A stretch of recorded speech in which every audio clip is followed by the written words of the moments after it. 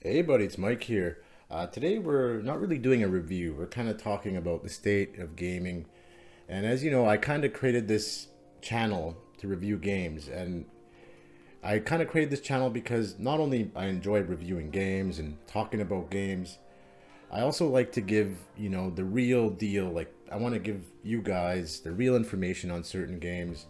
And you find a lot of these, I'm not putting any names, these major game reviewers, they're very, politically charged, and you can tell there's an agenda underneath some other reviews. Like, come on, like let's be honest here. Dragon Age Veilguard, some certain review company gave it a 9. Some people were giving it a 10, and all those people are folding back on that now.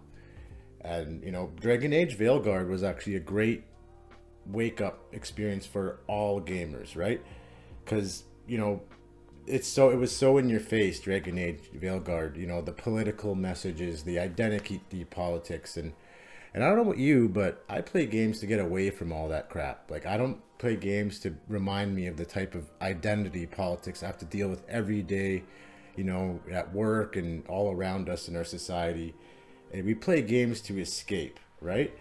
And just recently with Black Ops 7, what a failure that was. And I don't even need to review it because there's enough videos out there kind of dumping on it. And it just makes me happy. Like this is more of a positive video if anything, because I'm seeing there is a great awakening when it comes to this video games, right? They're trying really hard to send us these political messages through, identity politics, by use of, changing some of our favorite characters in games, right?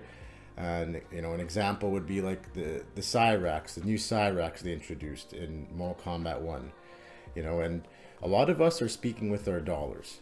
And of course, you're going to get people that buy Black Ops 7 no matter what. People are going to buy every Call of Duty game that exists. But I think this time is where we're finally, there's a big awakening. And I'm telling you, there's a big shift.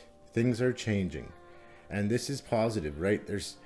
It just takes games like Black Ops 7, which is just a hunk of junk, man. Like, either way you look at it, it's just a hunk of junk. They're using AI to do their player cards.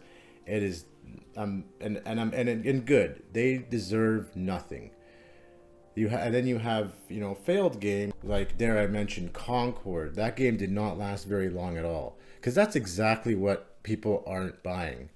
And you have the good games that focus on gameplay, that focus on the characters, right? You got good games, the good gameplay loops such as Arc Raiders. They're taking all the profit from this. Those are the type of games that will really benefit. So I don't know how much money certain companies are paying, gaming companies to inject these identity politics, but it can't be enough money to, if you make a proper game nowadays, which is very rare, if you make a proper game, people will come, people will pay. And, that's kind of, again, like going back to why I made this channel, and I'm not going to make this video too long. I just have noticed a shift, right? There's definitely a shift. People are moving away from this manufactured crap and they're going back to what gamers actually like, right? And I know a lot of reviewers, such as myself, are having a hard time not talking about this stuff. Because let's be honest, it's not a great thing to talk about. It's not good for your channel. It's not good for your analytics.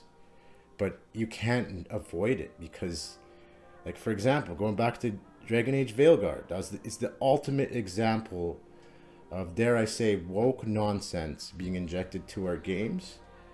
And no one likes it. No one wants it. No one's paying for it. Good. Keep it up. I'm seeing this shift and I'm seeing things are finally changing. And of course, whoever's on top running the business, they still have a very strong stranglehold on the industry. For some reason, right now, Black Ops 7's at an 83 on Metacritic. My gosh, like, I don't know anyone who actually enjoys this game. That's what I mean. You're seeing some of these game awards as well. You're seeing a lot of the true colors of this game industry. So, yeah, and then you got just like my recent video with the Fallout Anniversary Edition. They just keep repackaging games, because a lot of the stuff they make nowadays are absolute crap and no one wants to buy them anymore. It's just that's what it is. It's just crap. They're recycling garbage. And I'm not saying, hold on, Fallout 4 was not a garbage game, but they're recycling, repackaging, and producing garbage. As in, they're not providing any value. When you play Fallout Anniversary Edition, they're just adding a couple of skins. And, you know, I also touched up on Surviving Mars. They try to relaunch that. And a lot of people are feeling the same way. Everyone's just tired of this recycled crap, right? And they can do that because a lot of the newer games that are come out are inferior to the games we were getting 10 years ago. So anyways, I'm seeing the shift. Keep it up, guys. Keep, you know, speaking with your wallet. And I really hope we get some proper games one, you know, maybe not in 2 or 3 years, but maybe 10 years from now, we'll start to get games where they stop injecting identity politics and all this crap you don't want to see in a game, right? And yeah, that's kind of the other reason, like, I didn't want to even get involved with Outer Worlds 2, right? It's just, I see a lot of that in the game.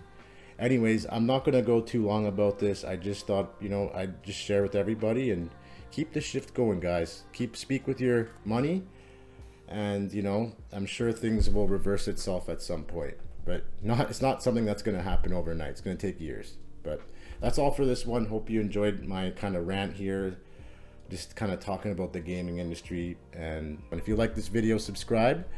And yeah, we'll see you on the next one. Bye.